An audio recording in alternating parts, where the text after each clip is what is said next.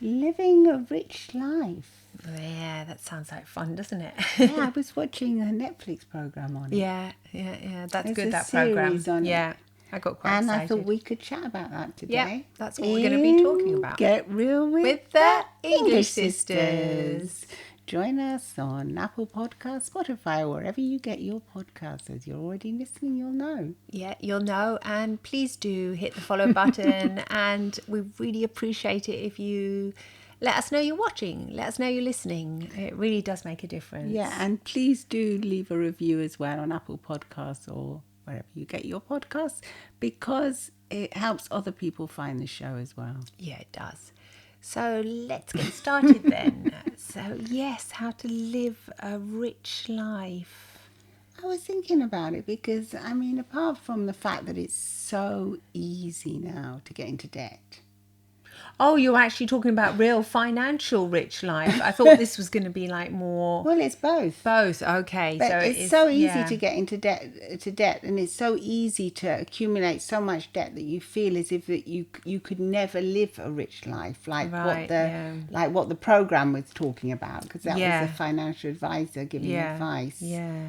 But it's also so easy to not realize what living a rich life really is, and how you can live a rich life now without actually being that rich. Yeah, without being, because let's face it, most people are just like average or low income.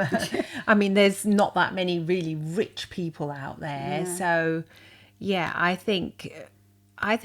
thought the meaning of living a rich life was like, more like doing the best you can do with the money you have, or just enjoying it, I guess, enjoying your financial wealth, and whatever, no matter how much it is. So if you've only got enough to go down to the coffee shop and order a coffee, sort of enjoy that moment, because it's special for you, because you're spending I don't know what on that coffee. Do you know what I mean?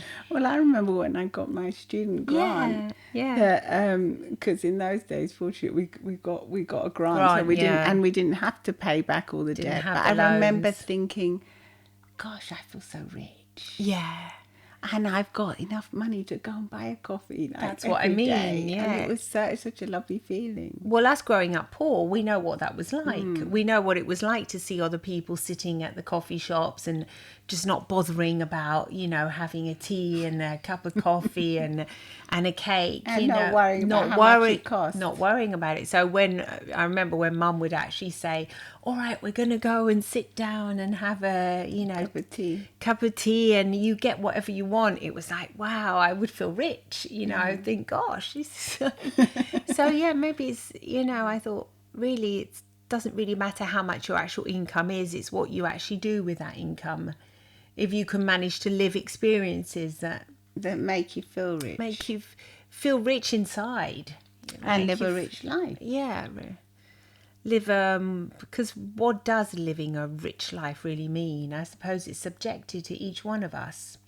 Well, yeah, I remember Mum used to say things like, do you want to go on holiday to Spain this summer, or do you want the family to buy a new sofa because this one's shabby? And it was second hand. It was like somebody given it. It was definitely a hand me down. It was definitely a hand me down, or it was just some found on the tip. Found on the tip that somebody. That one wasn't. I remember. It wasn't, was it? No, because then she was very clever with her dressmaking skills, so she would refurbish it all herself. But in those days, people would they would hire a skip. Do you remember? And they would get outside their house, and they would throw their furniture in it, things they didn't want. It was possible to get things off the skip. People would, we would get things off the skip. I remember. We would, that's for sure. And we were like little scavengers. Mum, we found a table. Oh wow, where is it? It's in the dip. I mean, that's how we grew up, isn't it? Office chairs, everything we would find in the dip. We would literally go there. But did we feel poor? Not really. Not really. When we found Because something we in the used to tip, go, like, it was... because we were so much. We would feel rich. We would say, wow, we've just found this. I mean, what is the saying? You know, once man rubbish is another man's gold. And also when we would go on holiday, and we wouldn't have anything that was that nice at home, but when we would go on holiday, in the summer we would come back having had our lovely sunny summer holidays. It was an we would feel experience. rich compared to maybe our little friends that hadn't gone on holiday. Even though they they had beautiful stuff at home. Yeah, they might have lovely They home. had all the new prams and things. The toy prams, yeah. Let's be specific. That's what I wanted. Yeah, because you wanted that real toy pram, didn't you? The one you saw in the shop. Yeah. Yeah, then Dad made us little wooden ones, which were adorable. They were. They were so special, really. Oh, but the other kids down the block were jealous of ours. They wanted the handmade the handmade little wooden ones. I think that's because there was two of us, so we would be prancing along really happy with them. Well, yeah, obviously. And the little girl up the road, she was on her own, I remember. Poor thing, yeah. I always wanted her pram. You wanted her ones, yeah.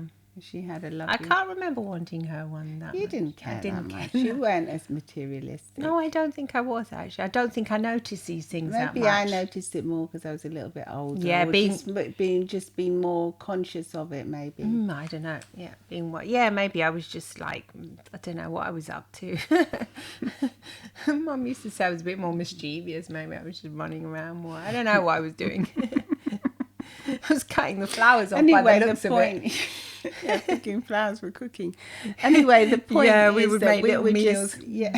with these, for cooking, because it sounds like with the peonies. It was just just child's play. Yeah, you would cook. We would cook with little flowers and things. Flower buds, yeah. In the ground. That was our distraction. That was especially what I remember liking doing. Yeah, I would make tea with earth and water, and then put it in this little toy teapot and serve it. But then my mum saw us do that. She gave us real tea, I remember. Yeah, I remember that. And then I remember not washing the teapot properly. I remember the stink of that teapot. She would make us put our toys away, and it had the leftover milk. With the powder milk. I don't know. I remember doing to our dollies. Yeah. Anyway, yeah, this was what I mean is that what we're getting back to saying is that even though we did grow up poor, relatively poor, poor, yeah, definitely poor. It was poor. We had enough to eat, but it was poor. No, we were lucky. We had enough. Enough to eat. Always loads, abundance of food, but there was poor in other aspects. I feel like we lived a very rich childhood. In the experience, in the sense of, I can't remember the lack, lack. No, because, for instance, Paul McKenna, the hypnotist, he has an audio that's how to live your rich life. Yeah, I love that. When I listened to it, it said, imagine if you could have anything you wanted, all the richness and all the rich experiences. And I always feel really blessed because I always think, yeah, we had all those rich experiences because Mum made us travel. You know, even if it was just we went to travel to Switzerland, but it was a big deal in those days because people didn't really travel that much. So we only went there because she had a sister that was there, so we could stay there for free. Yeah. And but that was a rich experience. Yeah, well, that was probably cost her a fortune actually. Well, she saved up all year for it, didn't she? Yeah, to send us on an airplane alone, which she couldn't come because it was too expensive. And she had to work.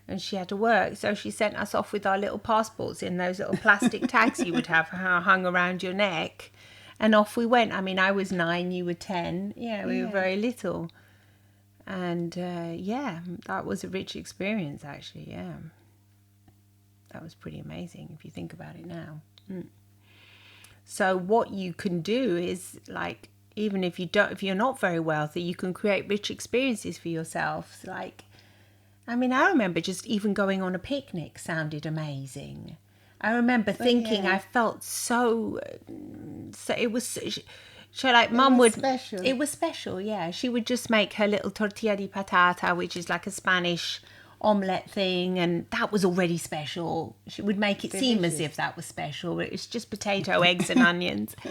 And and delicious. And that was a whole faff around preparing that, putting it in the little basket, then going off down to the park. It was just down the road, but it seemed like it was a very rich experience doing things like that.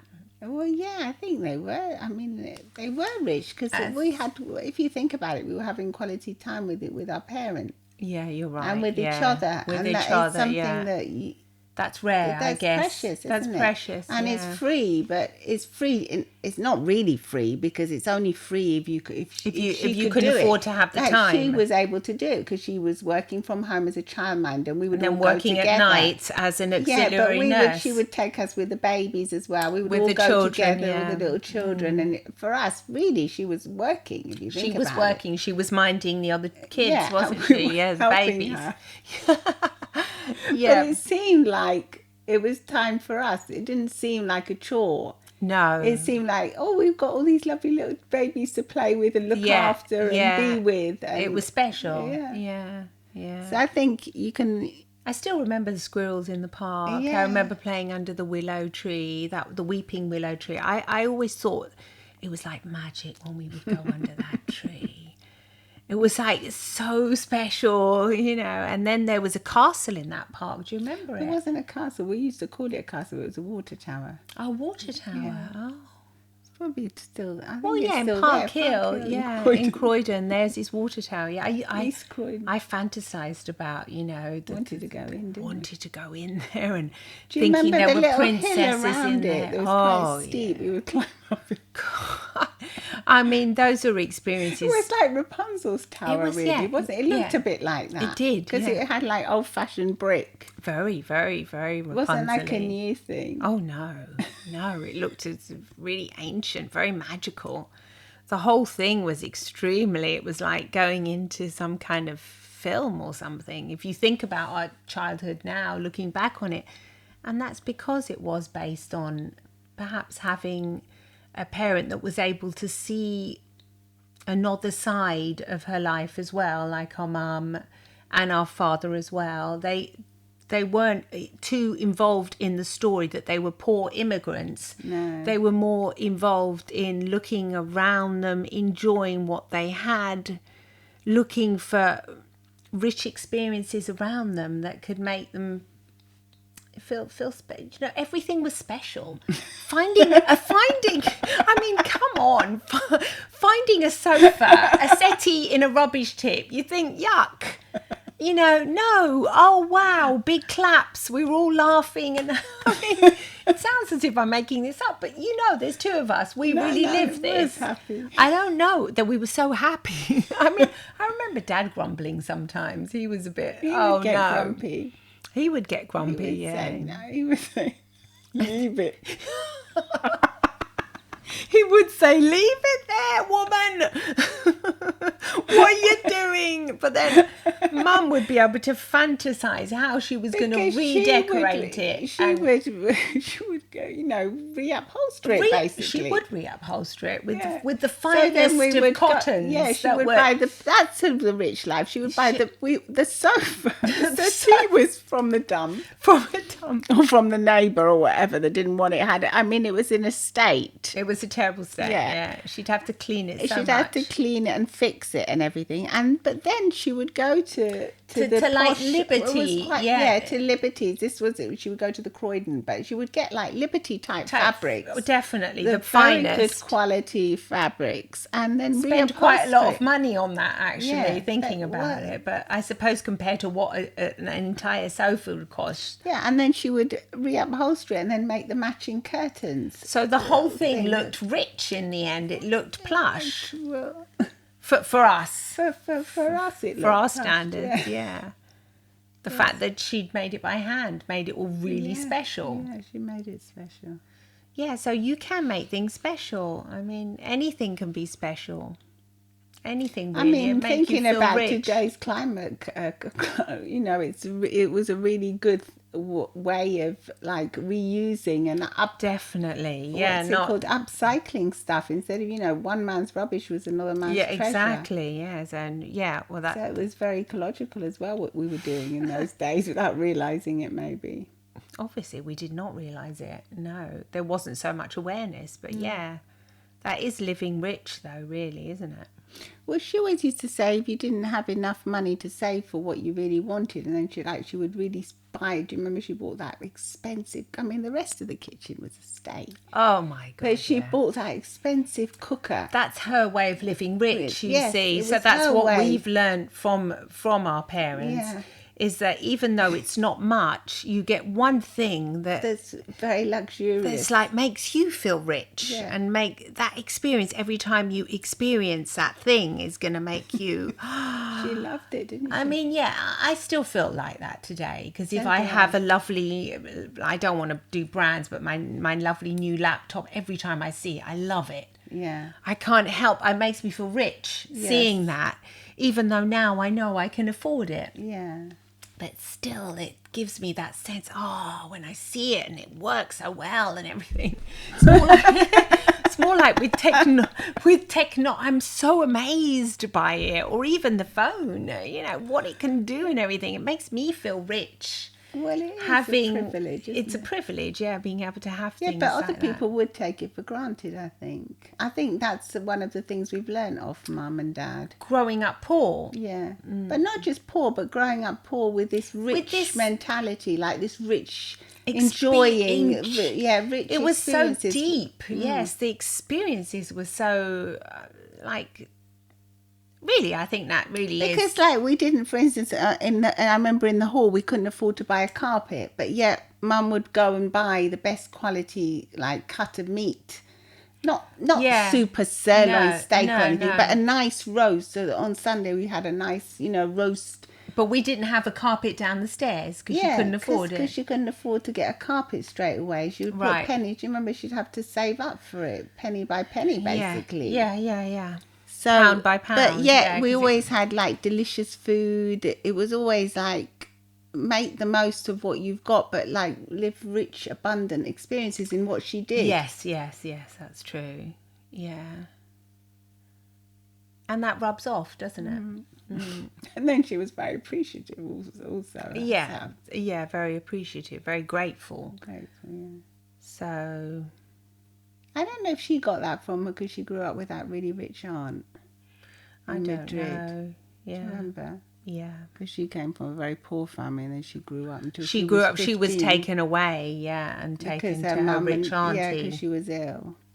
I don't know. It's like going into our family. We're supposed to be doing a podcast here, and it's just like, oh yeah, we're gonna have a chat about our mum. I mean, I hope you're going to get some benefit from this. It's just talking about our experiences. This really is getting real because this is how we grew up. Well, I remember as well. What we can share with you. Also, I remember when I listened to the Paul McKenna audio as well. He says in it, there's a piece where he says this thief comes in to steal all this man's possessions in his house, and so a monk. So the man says, you can have it, you can have all my possessions. And then he sits in his empty house and he looks out and he said, if only I could give him the moon. Oh. So he's looking at this beautiful moon and he's thinking, if only I could give the thief this experience of looking at the beautiful moon. Oh my God! Yeah. And that's what you can never give anyone the moon. Why did you talk about the moon? I mean, I love looking at the moon. Why? I love seeing that full moon. Your cat is obsessed with the moon. I know. I'm almost well, then, if you saw the moon yesterday, and I didn't see podcast it, but yesterday, the moon was like. Why did I miss it? It was a semi. I don't know if it was crescente or diminishing or growing, but it had Venus underneath it. Gosh! So it was absolutely spectacular. It looked like almost like a drawing. The thing is, semicircular moon, and then it had the star, the planet underneath. You have to sort of really appreciate those things, or look at them. Take a moment to look. Take a moment, and that's where the rich life comes from. If you can't, but you just can't look sometimes. What do you mean you can't look? Well, like some people don't want to look. They don't want to be in that moment. I don't think they don't want to look. I think they've never learned to look. Yeah. It's something you have to have enough time. You have to close your eyes and then open them again and sort of like be able to absorb it, because no matter how many lovely things you have in front of you, if you don't know how to absorb them, it's like you can't really receive them. Or maybe you do receive them, but in a different way. That's what I say in the end. Like when I might tell my husband, look at the moon. He just says the moon, not the moon again. I've seen it before. I say, you can't tell me you've seen it before. Let's go outside and look at the moon. He said, no, I'd rather look at you. I say, darling, I appreciate you want to look at me, but if we look at the moon, in the summer evenings, I can convince him to look at the moon, like what you say, because I bribe him. I say, let's go out and have a drink or go outside. You've made me realise how I bribe him with that, with that. I give him like a treat. I give him a treat. Let's go and have a nice lolly outside. Let's go and have... I mean, he doesn't really drink much, but I guess if I offered him an Amaro or Italiano or something, he'd come out, But anyway, yeah. It's always marvelled me, but how it's just the way it's subjective, isn't it? The way you see different things. But maybe it's from if you grow up with this like magical kind of magical kind of childhood. I mean, if you have this kind of magic in your life where you stop a moment to be mindful, to actually look at things, and how just to see, how amazing things are. Because like the willow tree, the willow tree. I still remember the leaves, the squirrels, the the scent of the roses in the summer. I still remember walking up our little road and the roses. Maybe it was more of an English thing. People seem to be quite appreciative in those days. Or was it just our childhood? I don't know. Yeah, people like gardening a lot in England. I think it's just that, that maybe it's that bit of the nostalgic way of being a bit more still and more... Yeah, I don't know. More mindful about things. I definitely think if you can be a little bit still and mindful, then you can really enjoy things. And no matter what you're doing and no matter how much you're actually earning at the moment or not earning, you can still have, experience that richness in your life. The richness of because richness is relative, isn't it? Because like if you go on if you might think like if you're more well off, you might think like like flying first class is amazing experience. Yeah. But if you've never done that, just flying any class is brilliant. Just going on a plane, I mean, it's absolutely amazing. Like what happened to us when we went on a plane, or even now when we fly just normal everyday flights, you think, wow, we still think we're in London. I mean, and especially now after the pandemic and everything, you can really appreciate these things even more, I think. Having freedom is already a great richness. Yes, indeed. I'm very privileged. Yes. I think it's a very... If you open yourself up to living a rich life, you'll notice how much richness you actually have in your life. And what makes you feel rich. So when you're doing something, you become like a little bit more aware of it and think, oh gosh, yes, this makes me feel rich in a multitude of ways because I'm really experiencing it. Is that right? That's how I feel. Well, I think so, yes, because for someone, feeling rich might be to have a luxury chandelier in their house or something. Oh, yeah. We know a lot about that. We sell them. We know a lot of people say, I'm really saving up for this. Yeah. Sometimes I think, gosh, you really want to spend I don't know, 2,000 euros on this now when you're saving. I mean, I had a client once, we both, she was saving for ages. Then her grandmother gave her some money. And so, then she bought it. So obviously that's important for her to have a piece of, Italian Murano glass, something special. That was going to make her feel rich every day she looked at it. So you can understand why you would want something like that. Yeah, because it was something that, you really makes you feel.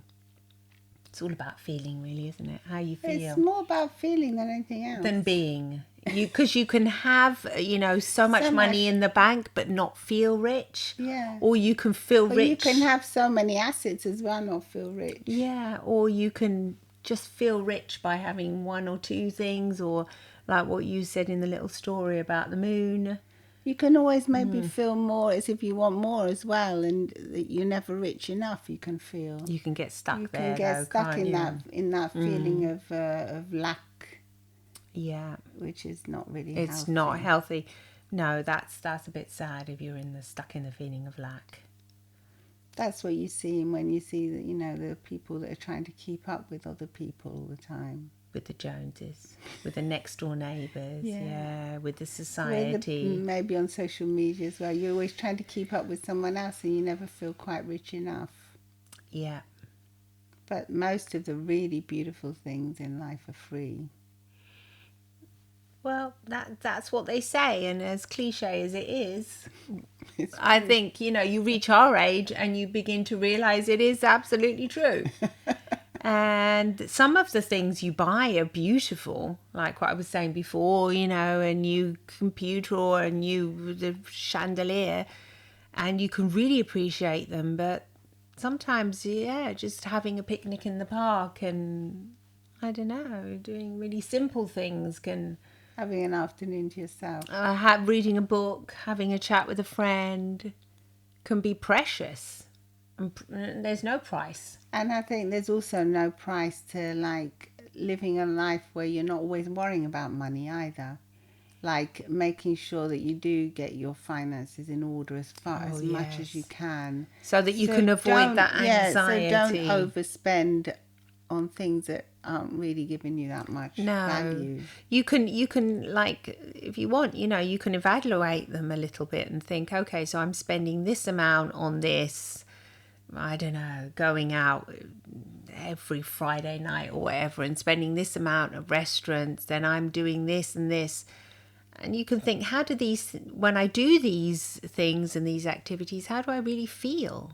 If you're mindful of it, you'll realise it and you'll say, no, that's really great. It makes me feel...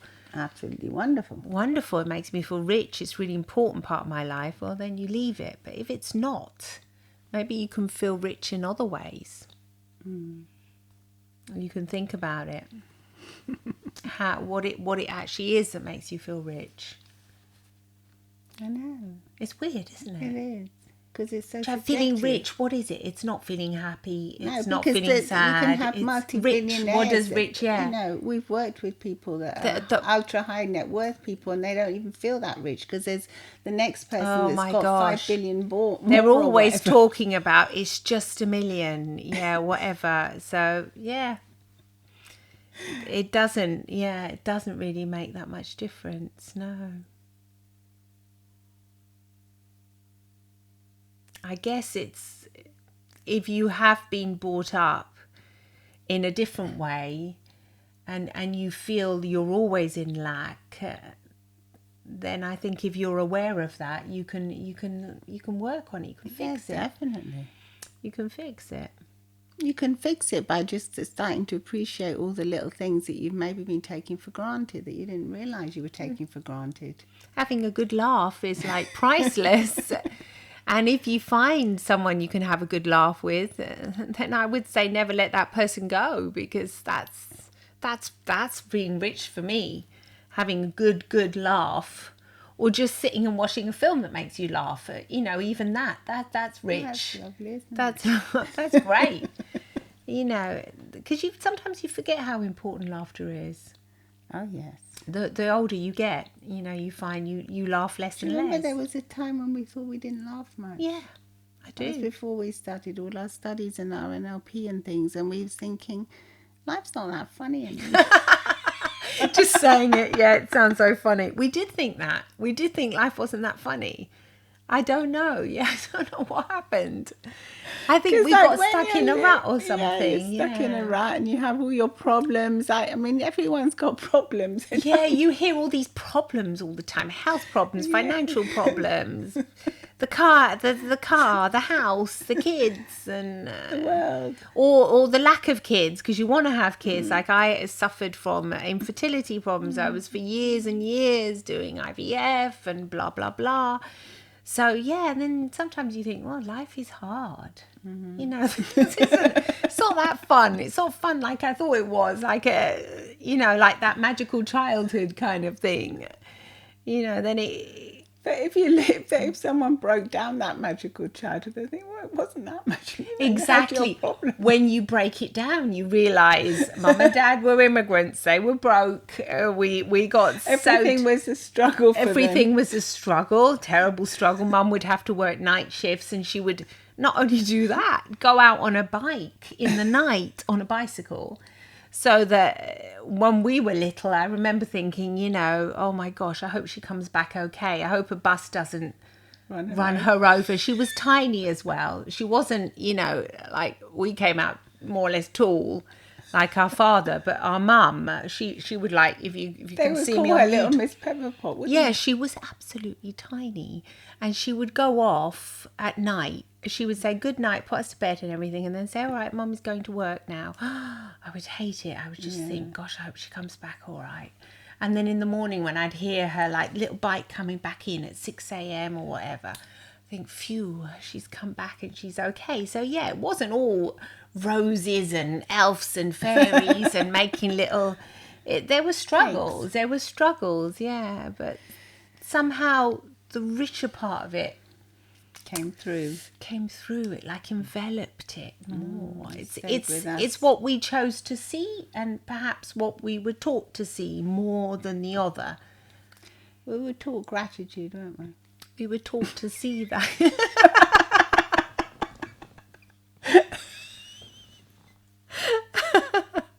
Yeah, it's so silly now, but it's true. We're deciding to have a laugh now. No, it doesn't seem silly. It was love and gratitude. It was, yeah. And that's all you need, really, isn't it? Yeah, it was like, love and gratitude. And food. All our basic needs were basically met most of the time. Yeah. And when we didn't have enough money to buy a school uniform, Mum would make it for us. And make out as if that was super special. Then you would remember you would get teased for it. But, you would say, hey, I have a different school uniform, whatever it was, costume I was going to call it, school uniforms, because literally Mum could not afford those. They were expensive, those school uniforms. You'd have to have all those little things, the little hats and everything. Well, we had to buy those. Yeah. Because you couldn't make that. Yeah. But anyway, we hope you're going to go off and live your rich life. And think perhaps a little bit about, what makes you feel rich, Yeah, and could be just buying... And do more of that. Yeah, I mean, the other day I was asking my son, what is it that makes you feel rich? And he started looking at the pink salt of the Himalaya, and he said, this makes me feel rich, because it's like comes from so far away. And even though it's still quite pricey actually to buy it. It's very pricey compared to normal to normal white salt that's had, but even small things like that it's not going to kill you. It's not going to kill your budget to buy a packet of that if that's what makes you feel rich. Exactly. It doesn't matter what it is, but I think being aware of it and spoiling yourself sometimes, with these kind of experiences as well is good to release. To let you have a nice cup of coffee on a nice terrace. Yeah, on a nice terrace, I always remember when I was younger that I was I did do it, but it was like... special. It was special, and you'd appreciate it. Yeah, definitely. We still appreciate it now. Exactly. I think that's the secret, really. To never stop appreciating. Never stop appreciating. Always feel a bit like what you were saying the other day, a bit like a student. Still feel like a student now, and thank goodness, we're okay.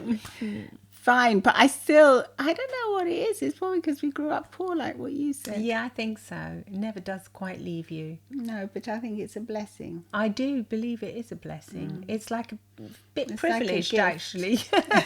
You are, yeah. It'd be like the opposite of what you would imagine. Obviously, the kind of, I'm not saying, if you haven't got food or the kind of poor that we experienced. That my mum and dad, my mum and dad might say, but they were always grateful and happy as well. No, they were super grateful. Yeah. So it's not as if, it's luckily, it was okay for us. But obviously, if you're struggling even more, it's not the same thing, and it's very difficult. But you can. I think you can still find.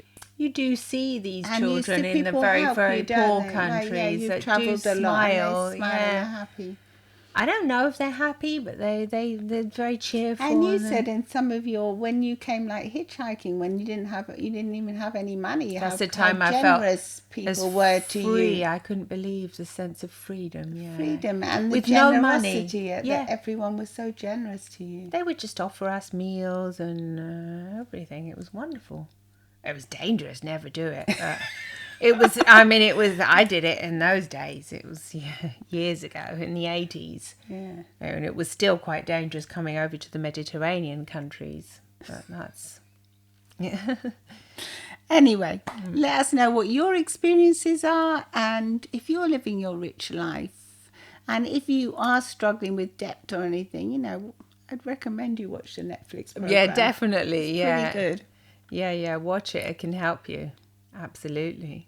And do come and say hello on our YouTube channel as well, or on Twitter, or at Get Real with the English Sisters on Instagram. Come and follow us as we're growing there too. Yeah, come and join our family and share your experiences with us too. Yeah. And if you want us to talk about something on the next podcast, just write it down. We'll take lead.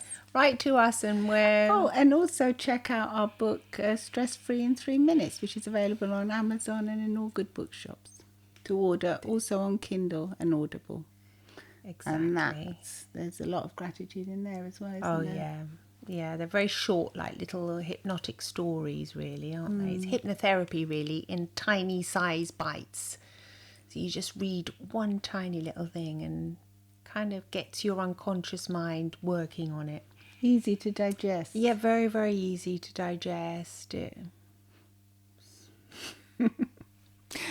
a bit of a particular little thing, isn't it? Oh, yes. It's special. It's special, It gave us, when writing it was special for us. It was therapeutic, and we know that many of our colleagues, hypnotherapists, actually use it in therapies, but it's good for everyone. Good to be stress-free and anxiety-free. Yeah. Okay. Thank you very much. Thank you. See you online. Bye-bye. Bye. Lots of love from the English Sisters. Bye-bye.